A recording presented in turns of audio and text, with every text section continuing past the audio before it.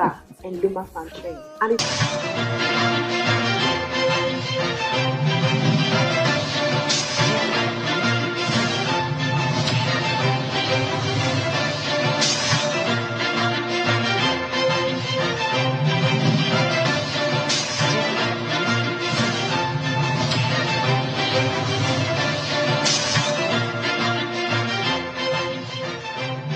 The Federal High Court invalidates aspects of INEC's 2027 election timetable.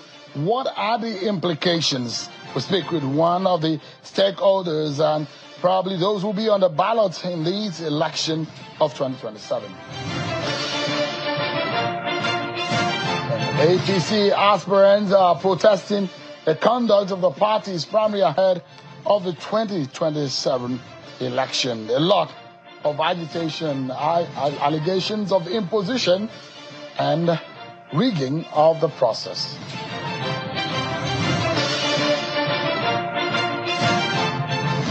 Hello everyone, welcome to the program.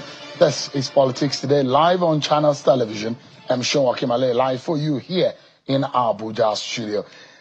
Before we get to talk about so many issues that we have tonight on the program, let me bring you up to speed with some of the latest that we are hearing.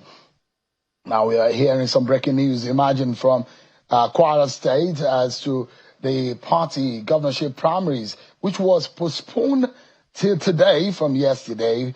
And we're understanding that Senator Musulu Obanikoro is supposed to chair that process. And stories imagine from Kwara State, APC governorship primaries to the fact that the Speaker of the House may have emerged as the flag bearer of the exercise of the party in the state.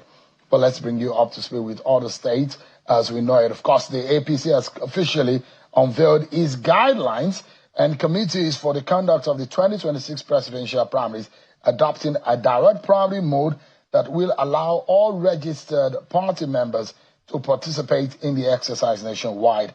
The party, in a document issued by its national Secretariat in Abuja earlier today, says the direct primary would hold across all the 8,809 wards in the country on the 24th of May 2026. And according to the APC, every registered member of the party will be eligible to vote for the presidential aspirant of their choice during the exercise. The party also disclosed that results from each ward would be collated at the local government level before being transmitted to the National Collation Center in Abuja. The APC has announced the direct mode of presidential primary for that exercise. More results are emerging now about the primary in Ogun State. It's now confirmed that Senator Adeola Solomon, popularly called Yayi, has now emerged as the candidate of the party, according to the chairman of the APC election committee. Senator Yayi polled 304,055 votes against other contenders like Uye Abayomi, who did not get any vote from the party's governorship primary. Giving his acceptance speech shortly after the announcement of the party's secretariat, the governorship candidate thanked President Bola Tinubu and other leaders of the party in the state and promised not to let them down.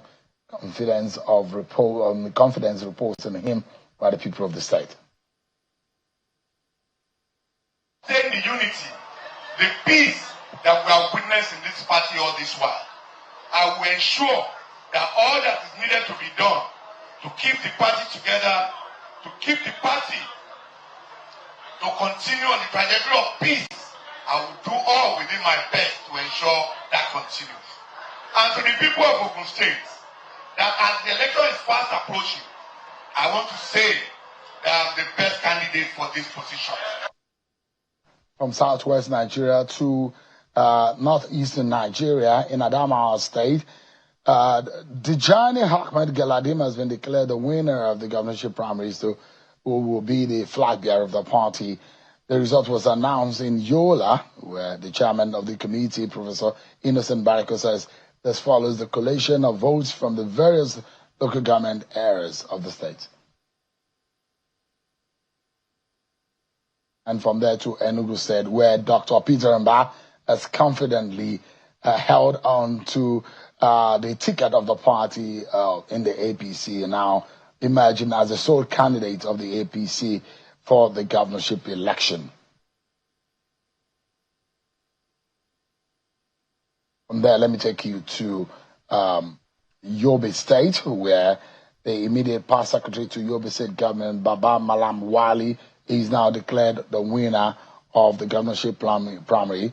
The chairman of the committee, who doubled as Minister of Housing, Dr. Mutaka Rabe Rahma, were announcing the result in Damaturu says Baba Malam Wali scored 236,711 votes to beat his closest opponent, Abubakar Kago, who scored 9,748.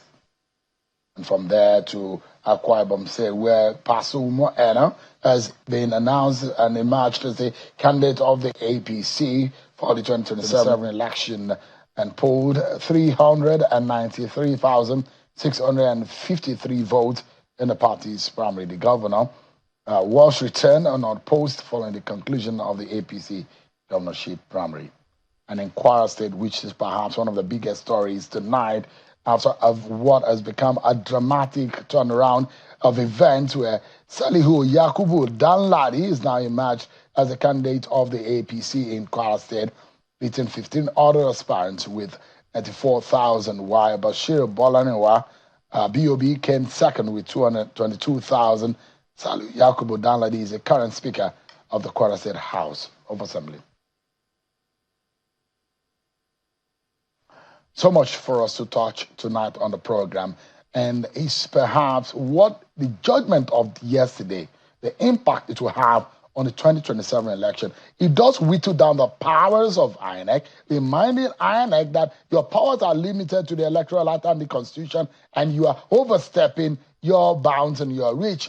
That seems to be the implication of what the court has said yesterday. But how far-reaching will this judgment be on the powers and the conduct of INEC, specifically on the 2027 election? Is this benefiting the smaller parties than the bigger parties? You'll be finding out tonight. But first, let me serve you with some of your political roundup stories.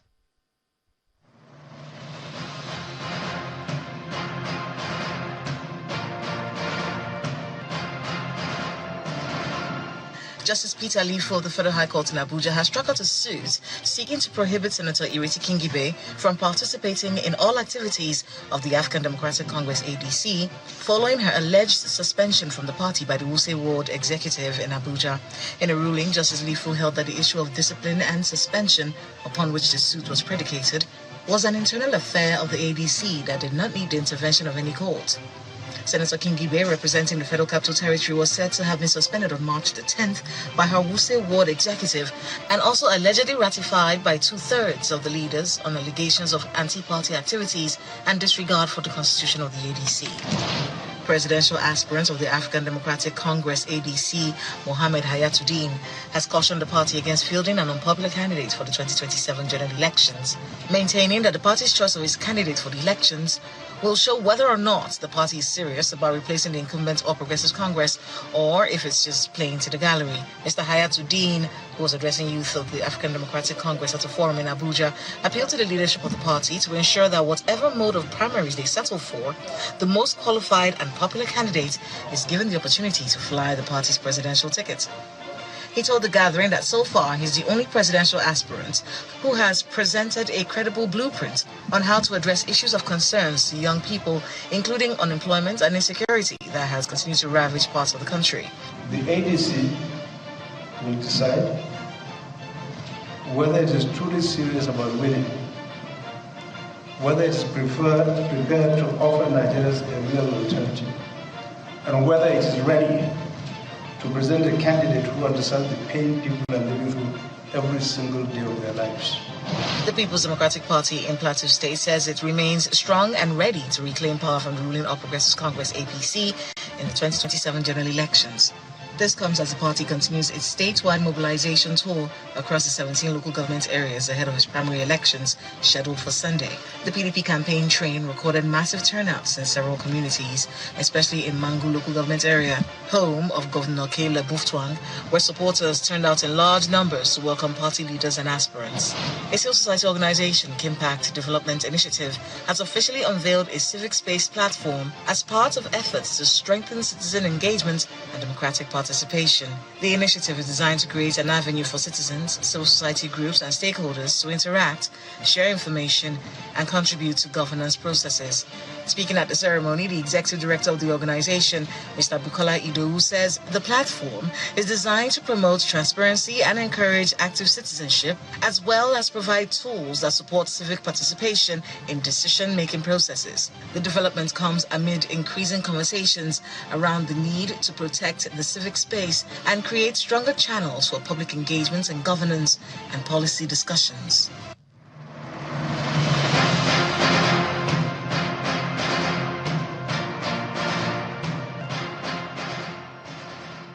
Thank you so much for staying with us on the program. So let me take you first to one of our major stories tonight, which is the Federal High Court judgment from yesterday, something that could significantly reshape preparations for the Nigeria's election of 2027 after the court nullified key aspects of the Independent National Electoral Commission's timetable for party primaries and candidate submissions.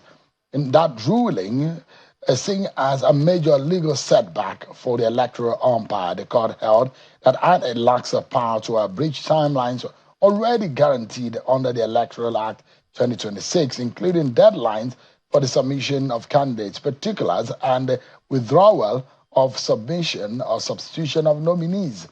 The judgment secured by the Youth Party has sparked fresh debate over the extent of INEC's constitutional authority, the future of internal party democracy, and the broader implications for the credibility and management of the 2027 electoral process. Join us tonight to dissect these issues and the consequence of his what has become a landmark ruling as far as the elections is concerned. He's a right activist and former presidential candidate for the AAC, Mr. Omoyele Sowore. Thanks so much, Mr. Sowore, for joining us tonight. Thanks for having me. Did this judgment come to you as a surprise? Well, it wasn't a surprise because I've been one of the major advocates of party independence.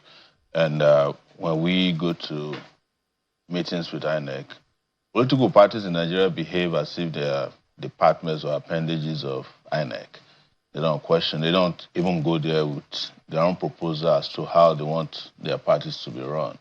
And we often fight at these meetings between myself, usually, and so many of the other political parties who likely just endorse and concur with INEC and whatever they're saying.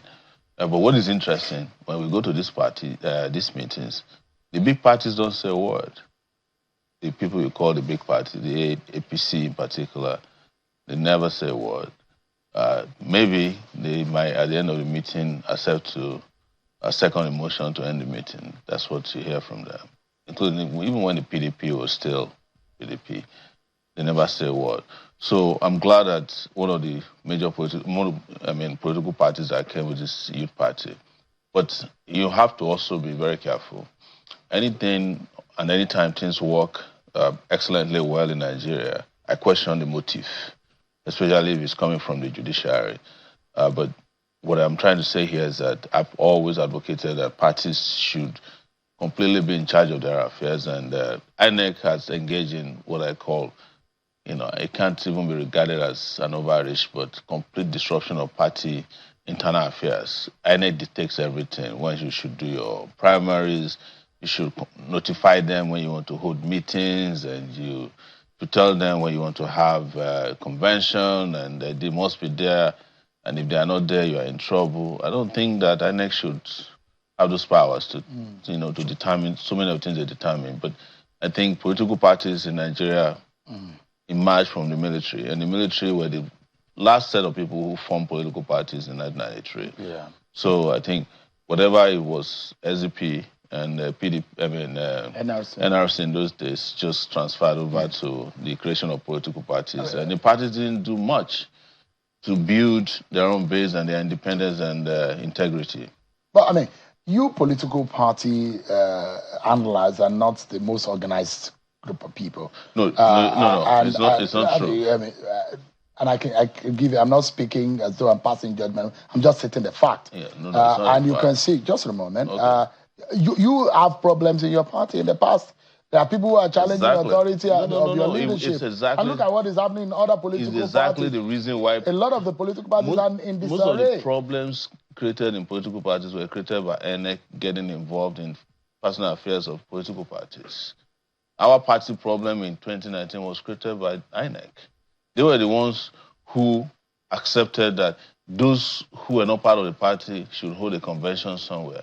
They went, certified it, because they claim it came from court. And when we challenged the people who tried to hijack our party, INEC sent senior advocates of Nigeria to come and defend our own party hijackers against those of us who originally set up the party.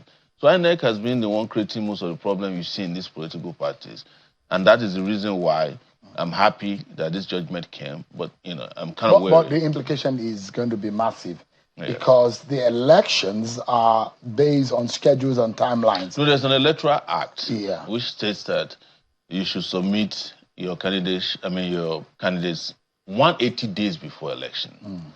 And if you count from January, whenever this is happening, we still have the latitude of up to July ending before we submit election candidates to INEC. But INEC, in his usual overreach, has already said, well, we don't want that to happen. You must give us your candidates. You must conclude everything by the end of May. You get my point? They're not supposed to be dictating to parties. Parties are the ones who are supposed to say, look, we want to dictate to you.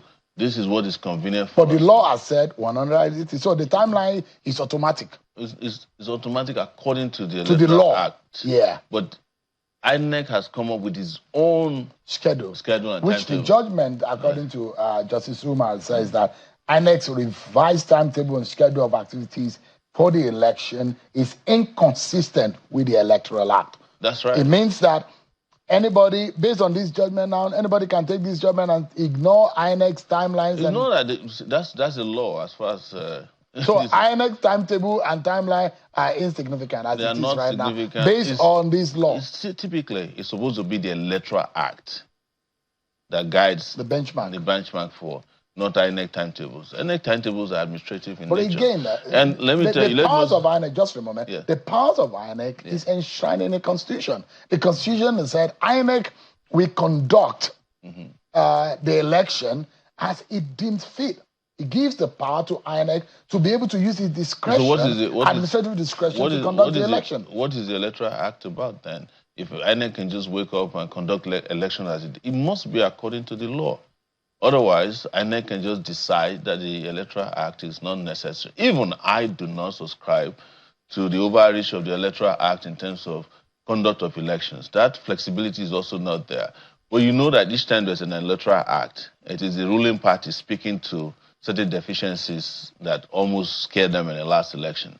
That's what the Electoral Acts are about, because they own the National Assembly, and they decide from the National Assembly what to do. And like I said, and I've always said, if they have a problem of qualification, the Electoral Act that will come, we handle that for them.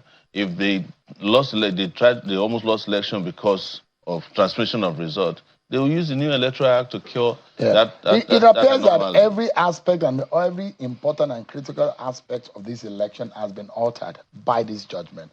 The withdrawal and replacement of candidates, submission of candidates, party primaries deadlines, the issue of substitution of candidates, the minimum time period given that compels on campaign, which the law says to end in 2 days before election through administrative guideline inconsistent with the law. That's why INEC is saying 2 days before the law. The judgment said no, it can end a day before based on the. So there's a lot that has changed now. What is the difference between 2 days and 1 day before the election? People campaign even on the day of election. It's just they do it stylistically. People, all those people hanging around the polling units are campaigners. So people are humming into each other's ears, this is my candidate. And everybody understands that election campaigns don't end until elections are over.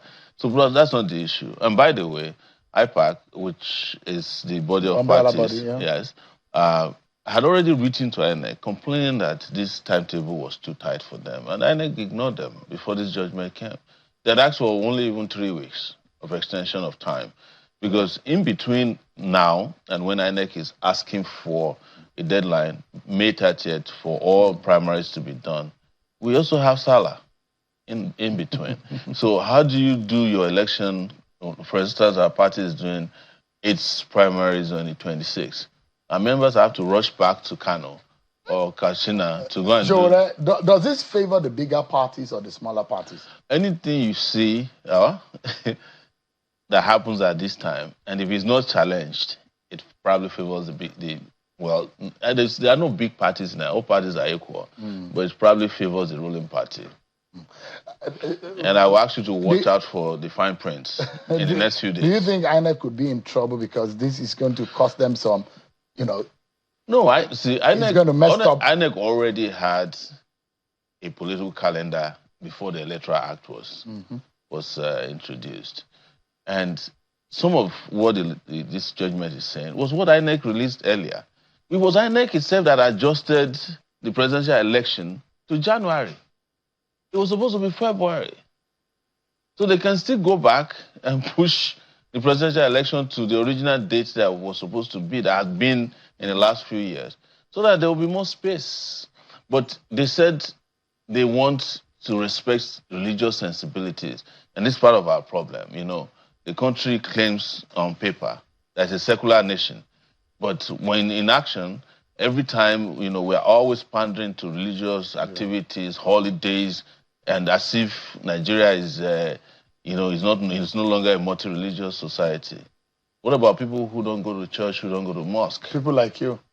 Yes, I don't do organized religion anymore, but that doesn't mean that I don't have a religion. But you are a multiple believer. Yeah, you go to the river sometimes. You go to my religion is justice. You go to anywhere you get it, I'll go there. So what's your religion, by the way? The problem I have is that even those who claim they don't have a religion disputing religion. So you still worship Ogun? I don't worship anything. I worship justice. Even if it's a pen that people worship, they have a right to do it. But my position is that it should not be state job. So Sowore is not a Christian? I was born a Christian, all right? My middle name is Stephen. But I'm not going to be using that to deceive you on TV. Yes. You are disappointing your parents by not sticking with what they taught you. My parents are probably happier with me than anybody who's been going to church forever. All right. Let me ask you. Yes. Are you still planning to contest in 2027? Yes. We have our party primaries next week. Yes. Okay. And you're going to be the sole candidate? Well, let the party decide who their candidates are. So how many people registered for your party in the digital registration that INEC asked the parties? We haven't finally submitted, and that's what this court judgment says. So if you have submitted now, the court says you can reopen your portal and start again. So we never stopped anyway. So until that final moment, you were recalcitrant. As far as the you see, our party, the AAC, started online registration in 2018 when nobody was doing it. And what happened in 2022, I will reveal to you, and I probably have said this on yours. They asked every party to submit their party register. We're the only party that could present a complete party register to INEC. INEC confessed to us that all these APC, PDP, they don't have party register. So when they discovered that it was going to be a problem, APC approached INEC to use the National Electoral Register to create their own party membership for them. When I was in Channels in January 2026, talking about registration of our party page, the Channels reporter was challenging me that APC had a website where you could register. When I got home and checked, you couldn't register on their website. It was after I outed them that they then went and opened a section in this website. But I can tell you that even with all the registered people, I don't see how anybody will go on the APC's website and register for poverty, starvation, and insecurity. But they have a way of forcing people to register using all kinds of subterfuge. But you still cannot even, they can't even tell you how people are registered on their page. You plan to run for election again. Is it just as a routine, or what will change? What is the routine in running for election? This will be your third time of being on the ballot. I've been running less than Atiku has run. What else do you want to know? So you want to... Atiku is your mentor? No, what I'm saying is that Peter Obi will be running for the third time. Are those your mentor? They're not my mentor. I'm just telling you that everybody is entitled to run for as many times as... That's what I'm asking. Is this a routine for you? It's not a routine. I know what you're trying to say. Yeah. What you're trying to say is what you do all the time, to say that some people are special than others. No, I'm asking you especially. We are in need Don't to imagine win. what I did not say. No. I'm asking you pointedly, and I'm saying that what is changing now in 2027 if Sowore is going to be on the ballot? Are you running to win? Or what exactly is your Yes. And it is because, as I've told you several times, all the political parties are equal. And the better candidates should be able to win elections in this country, people with ideas. And I've said this several times on your show. Stop selling people to Nigerians who don't have ideas, people who don't even come on your show to be interviewed. In 2018, you never interviewed Buhari, but you were always interviewing his people. In 2022, 23, you never interviewed Tinubu. Tinubu never came near this studio. Those of us who come and share ideas with you, vibrant ideas, brilliant people, you keep asking us, is it routine? Is insecurity not routine in this country? Is hunger, poverty, lack of health care, bad roads not routine in this country? People want to fix it. Don't talk down on them. I'm not talking down on you. Because you just said it's routine. How's it routine? How's my running for office different from... Why are you being defensive? I'm asking you a that's what you think you want to achieve. You can't achieve that with me. I'm not being defensive. I'm answering your question. You have not answered my question. No, I said... Why is this time different from the other times that you have run? It's different because these are different times also. Times are harder. Nigerians are in bigger trouble. This time around? Yes, I just answered you. See, I'm answering you and you're not paying attention to me. Why are you being defensive tonight? You see, because I answered you, but you ignored me. Why do you think this time around that your chances are better than the Atikus of this world, the Peter Obis of this world, and Tinubus of this world, and Amechi or Seyi Makinde? Because all of the ideas of the people you mentioned brought Nigeria into this cycle of poverty, insecurity, pain, sorrow, and tears. Do you want Nigeria to continue to get these same people elected or selected, or whichever way they get themselves into office, so that they can suffer more, so that those of us who have ideas that can liberate this country will not be listened to by asking us, oh, what are you doing in the presidential election? I mean, need to win. I mean, need to liberate my country. I mean, need to bring poverty, if there are peace, two things progress. that you think that you've got as a capacity or an idea, if there are those two things that Nigerians who are watching now to say, okay, maybe I should give Sowore a chance in my mind, what would these two ideas have that you think that the others don't have? I would not reduce myself to two ideas. When there are multiple ideas, I'm just asking two out of whatever idea that... I'm not going to fall into your trap of, asking me to present myself in two ideas. There are multiple ideas, there are multiple agendas, there are multiple ways, there are multiple opportunities that people like me, or me, Omoyele Sowore, will bring to bear in this country, and you have a different country the next day after I'm sworn in as the president of the Federal Republic of Nigeria. Stop promoting the people who brought Nigeria to its knees. But you are here, Sowore. Why are you bothered about those who are not even here? I'm bothered about them free because... of charge. No. And you were talking to you, and I'm even asking you about your ideas. I'm not here free of charge. And it took you Uber to come here, or your vehicles, or to buy fuel, or to drive yourself. Whichever way you came here, I'm not here. You have not been charged one kobo. Neither have you ever. You've been given chance on Channel Television forever. If I were to charge you for my ideas, Channel TV will be bankrupted. Omoyele Sowore, the leader of the AAC and presidential candidate in the 2023 election. Thanks so much indeed for coming on the program tonight. Thanks for having me. I appreciate it. And stop being defensive on my questions anyway, so that you and I will not keep fighting. After this break, everyone, we'll be looking at some of the agitation, the protests on the APC primaries, those who say intimidation, imposition, and rigging as mad.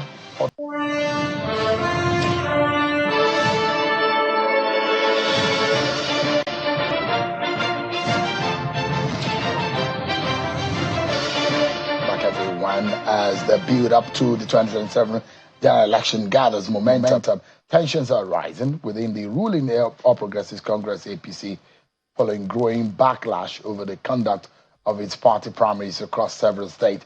I give aspirants and party stakeholders are openly challenging the outcomes of the exercise, alleging imposition of candidates, lack of transparency, and irregularities in the selection or election process, as you may call it. While the party leadership insists internal mechanisms exist to address grievances. Political observers are now warning that unresolved disputes are widening agitations which could deepen internal divisions and potentially affect the APC's electoral strength ahead of the 2027 election.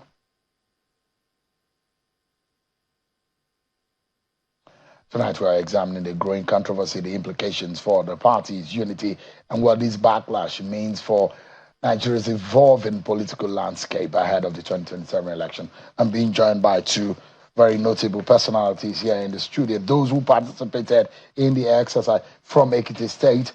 You all know Senator Ayo Arishe, a former Ekiti lawmaker who is an aspirant in the exercise, as well as Honorable Simi Fajemirokun Ajayi, House of Reps aspirant from Ondo State, who is also said to have been rigged out in the process. Thank you, gentlemen and lady, for coming on the program tonight. Thank you. And I'd like to get your opening remark about the general feeling, apart from your constituency where you ran for these primaries, because and I can tell you we have more than 200 requests from those who are not happy about this process, and we thought that it was important for us to have a representation of the interest from different parts of the country, Ondo, Ekiti, tonight on the program. But it does look like it's a popular feeling on the conduct. Let me begin with you, Senator Arishe. Where do you think the party got it wrong? Well, I guess the different expressions, prior to the election. The first instance that governors will be in charge. Again, the party stepped in that, okay, they will moderate. And of course, the fact that the governors felt it's now their right to select who will be a senator, who will be a House of Rep member, and who will go to the assembly. I can understand the assembly. But the senators and the House of Rep members will invariably work with Mr. President.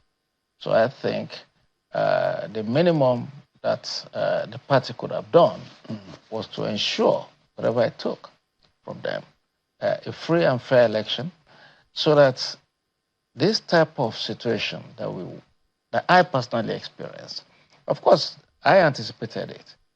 You knew that you could be rigged out. I knew that was their plan. There was no other way anybody can defeat. So you were not a popular candidate in that sense. Not with the government. With the establishment. No, with the establishment, because they kept on saying this is system TB. I don't know what they call system. System in Yoruba. System, of course, English. Tigbe means it's been consumed by the system. Or it's been entertained or it's been accommodated by the system. By the system. Right. Is that the and they right were way not to doing capture what they call endorsement. So you were not captured by the system. No. You were the outsider of the system. I wasn't. You were not favored by the system. I wasn't favored by this so-called system. System will be So I just went ahead and said, okay, all I can do to ensure that I make my own contribution to the development of democracy in Nigeria is to ensure that I go in there, putting everything in place to ensure that rigging me out will be very difficult. So I had drones, I had cameras everywhere, and I told them I was going to. You had the evidence. Oh, yes. I had everything, every word, and I had at least minimum of 3 agents monitoring that process in every ward. So your opponent is in trouble now, because you have the evidence. I'm even expecting that the party will do what is right and announce me as the winner. Right. There's nothing to debate. Let me speak with Honorable Simi Fajamirokun Ajayi. Your case is similar. I see you have loads and you have sack load. I'm not sure your own evidence is as much as Honorable Simi Fajamirokun, because our own evidence, she has it well properly labeled. She took her time. She prepared for the evidence even more than the process. But what is your own case? What is your own summarization of the process? Okay, so in Ondo State, which you are aware of, apparently there are factions within the party. But I've worked in the party since 2014. I've run the Presidential Campaign Council. I've been head of the Situation Room in 2019 and 2023. I know this country by its polling units, all 176,846, hence the preparation. So though I've run also before in 2018 as for House of Reps. So I've gone through primaries through the party. There was nothing new here. I think the difference was, like his distinguished, like we say, had said, was I wasn't part of the establishment, whether the system in the state or the system at federal, in terms of, as you know, there are factions in the state. And I think it's a story of the underdog within a ruling party. I think it's a generational mandate. Chief inside outsiders coming in to play the game. It is a game. And it should be very simple. If you anoint a candidate, you said there were consensus and 55 people went to buy nomination form for 9 seats and they were screened. And then we moved to primaries. Then you say go to the field. The field, like you said, 1, 2, 10, is magical numbers. Yeah. So technically, the one good thing... It's very popular, not only in Ondo Ekiti, was mathematics. Yes. Was dramatic. 1, 2, 7, 21, 42. APC mathematics is the most magical I've seen. It defied, I felt like going back to primary school. It defied everything I know. But one good thing it did was, apart from the chaos, the postponement, all of those things, is that when people did do what they want to do as seeing themselves as equal party members, yes, they can be anointed, yes, they can be favored, but we're still going to come out and vote our choice. I think it showed a show of force, which is what is good. And what I told our people, the grassroots, was, yes, you can have consensus, but once they write somebody's name down, there is no need for them to come and woo you. So the party, essentially, as an institution, who loses? This game comes once every 4 years. So this is your time. It does look like this direct primary mode is a joke. Waste of time, waste of resources, waste of energy. And for me, as a student of political science, I believe the selection or election of candidacy for a political party for an election could be a collegiate effort. And what this is interpreting right now is that some elements within the party already know what they want.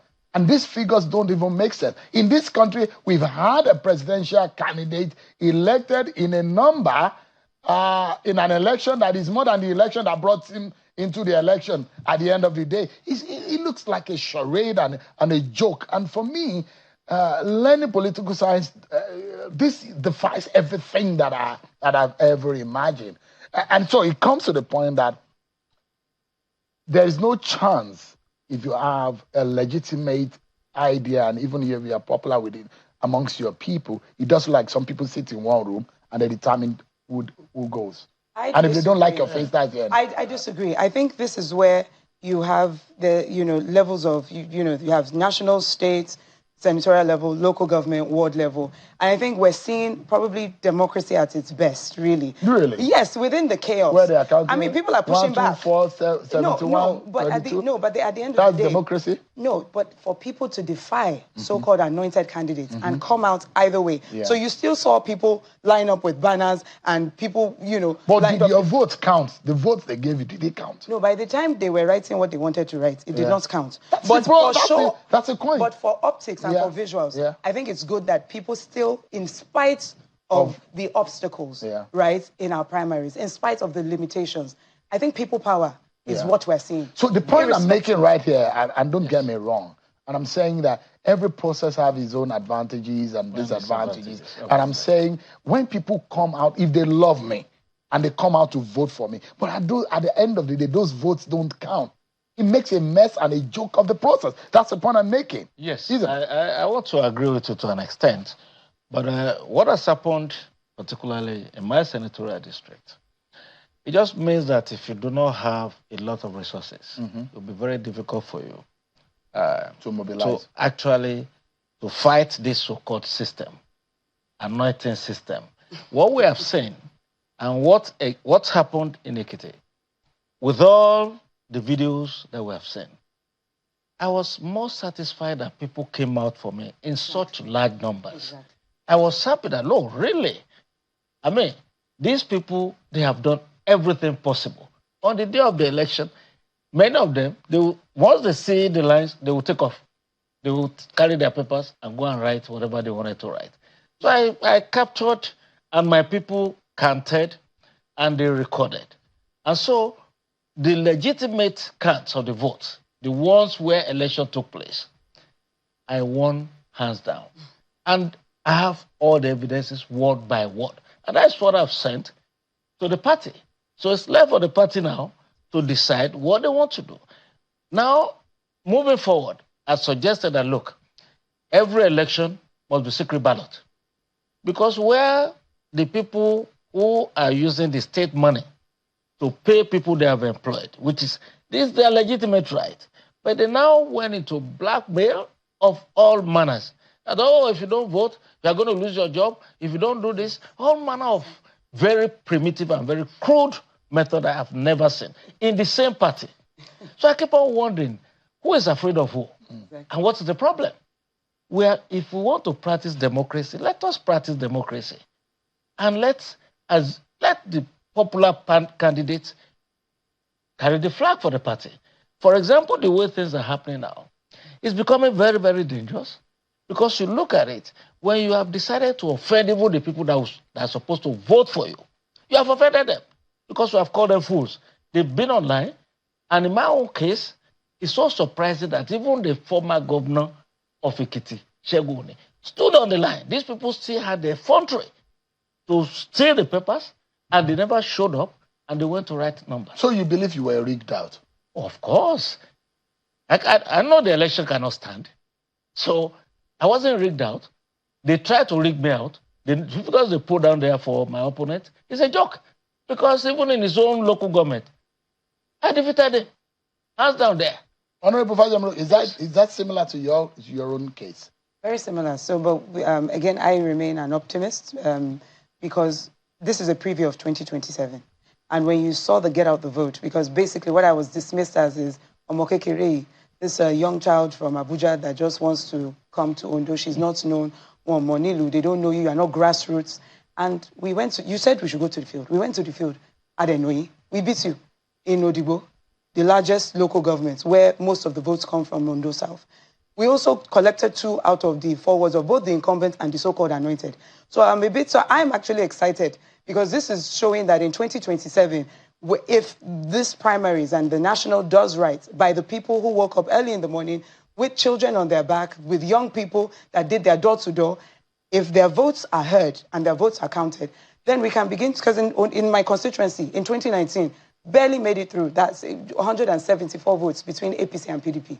In 2023, there were 16,000 votes between APC and PDP. With the get out the votes that we saw this last Saturday, these candidates can definitely get out over 50,000. Again, it's based on numbers, it's based on data analytics. Sorry, apologies about it.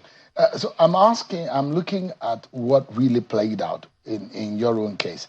Has the candidate been announced? No, because they were given a directive by the national party, by the national secretary and the organizing secretary, Agungu, that all announcements should stop at the state level and announcements will be made at the national. So I believe, like he said, the evidences versus, reality, magic numbers versus who has played their game right. Because really, whether consensus, whether direct primaries, you have to put yourself forward with the stakeholders and ensure grassroots stakeholders. I mean, that's why it's a game.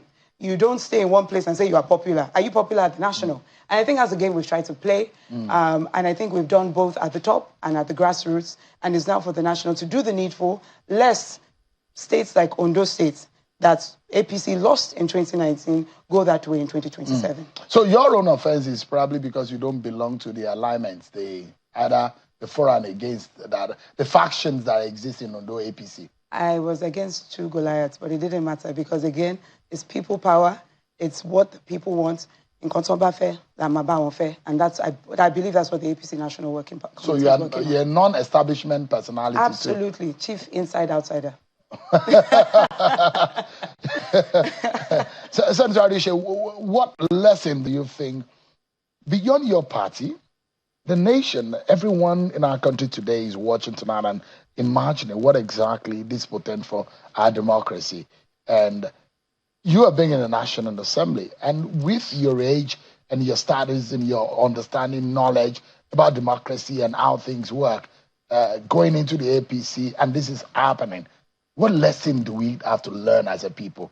Because we are doomed if we can't learn anything from our past or our present. Yes, absolutely. Some people, once they get to power, they think gets into their head so quickly.